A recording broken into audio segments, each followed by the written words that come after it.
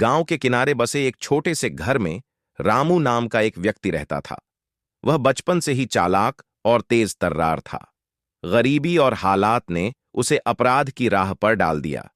उसने छोटी छोटी चोरियां करते हुए शुरुआत की और धीरे धीरे वह गांव में एक कुख्यात चोर बन गया। रामू को चोरियां करते हुए न केवल मजा आता था, बल्कि उसे यह भी लगता था कि वह दुनिया को अपने हिसाब से हरा सकता है। लेकिन उसकी पत्नी सीता, जो न केवल सुंदर थी बल्कि समझदार भी थी, उससे हमेशा कहती, रामू, यह राह ठीक नहीं। मेहनत की कमाई में सच्चा सुख है। रामू हमेशा उसकी बात हंसी में उड़ा देता। वह कहता, सीता, तुम्हें समझ नहीं आता।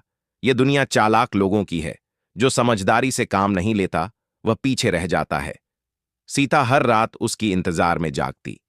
जब रामू देर रात घर लौटता तो उसके हाथ में अक्सर किसी के खेत से चोरी किए फल, गहने या फिर पैसे होते। सीता का दिल टूट जाता, लेकिन वह रामू से प्यार करती थी।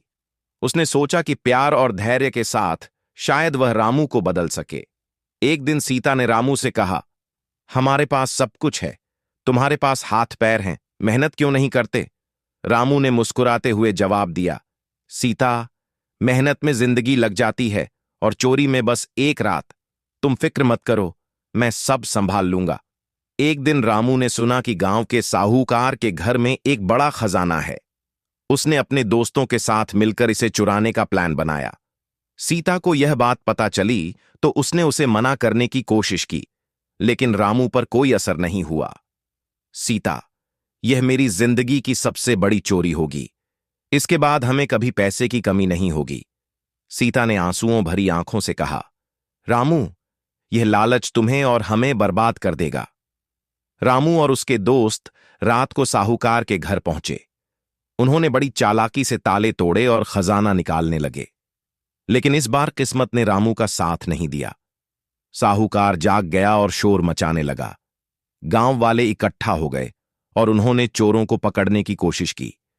रामू जैसे तैसे भागने में कामयाब रहा, लेकिन उसके दोस्तों को गांव वालों ने पकड़ लिया। घर लौटकर रामू ने देखा कि सीता पहले से ही परेशान थी। उसने गुस्से में कहा, अब तुम खुश हो? तुम्हारे कारण कितने लोग मुश्किल में पड़ गए हैं। सीता ने रामू से कहा, तुम्हारी यह राह हमें कहीं नहीं ले जाएगी। एक दिन ऐसा आएगा जब तुम पकड़े जाओगे और तब तुम्हें पछतावा होगा। रामू ने सीता की बातों को नजरअंदाज कर दिया, लेकिन उसके मन में कहीं ना कहीं डर बैठ गया।